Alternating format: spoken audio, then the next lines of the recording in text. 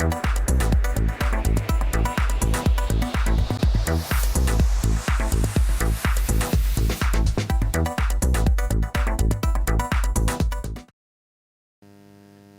avec ses quelques 62 000 habitants, est l'une des plus grandes villes en Haute-Casamance au sud du Sénégal, à proximité de la frontière avec la Guinée-Bissau.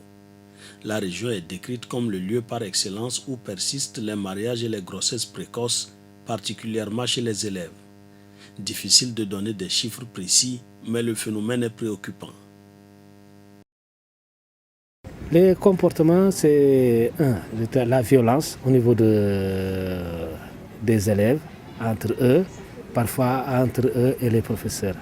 Et également le comportement au niveau de la sexualité. Il y a des élèves qui ne sont pas vraiment mûrs sur le plan de la sexualité et c'est de façon désordonnée et mal orientée qu'ils le font. Donc avec Click Ado Info, nous pouvons orienter les élèves pour vraiment les rendre responsables de leur corps. La situation semble avoir connu des améliorations notables, surtout avec l'avènement dans l'établissement du projet Click Info Ado, qui s'attelle à informer et à sensibiliser les adolescents et les jeunes aux questions liées à leur santé de la reproduction. Depuis que je suis père éducateur, nous travaillons, nous les appliquons et nous sensibilisons aussi nos camarades. On voit que ça améliore et nos camarades respectent qu'est-ce que nous avons sensibilisé. Par exemple, nous avons parlé sur beaucoup de thèmes parce que chaque 2 semaines maximum, chacun fait une leçon, une sensibilisation maximum. Moi, par exemple, la fois dernière, j'ai sensibilisé sur les étapes de la vie. Et voilà, mes autres camarades aussi ont sensibilisé sur d'autres thèmes. Moi, je leur dis de s'adhérer quand on fait des sensibilisations, qu'ils viennent pour qu'ils puissent savoir de plus sur la santé de la reproduction de nos sœurs. Car ça peut leur aider à mieux s'abstenir ou bien de mieux comprendre leur corps et d'autres choses. Dans la pratique, les classes sont souvent très animées lorsqu'il s'agit de discuter de la santé de la reproduction.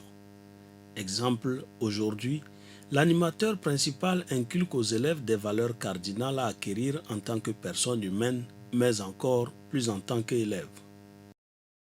Pour l'année là en cours 2015, nous avons touché 1330 élèves. Les enfants ont touché 519 élèves et les enseignants ont touché 800. Les enseignants ont touché 300 élèves filles et 297 garçons. Les élèves qui sont des pères éducateurs ont touché 451 filles et 222 garçons. Cela donne pour le global 819 filles qui sont touchées et 519 garçons touchés. Cela donne un tout global de 1330 élèves touchés par les deux, que ce soit les enseignants et les pères éducateurs. Les points focaux du projet et les responsables du CM2, le collège d'enseignement moyen de Kolda, apprécient. On a noté par exemple chez les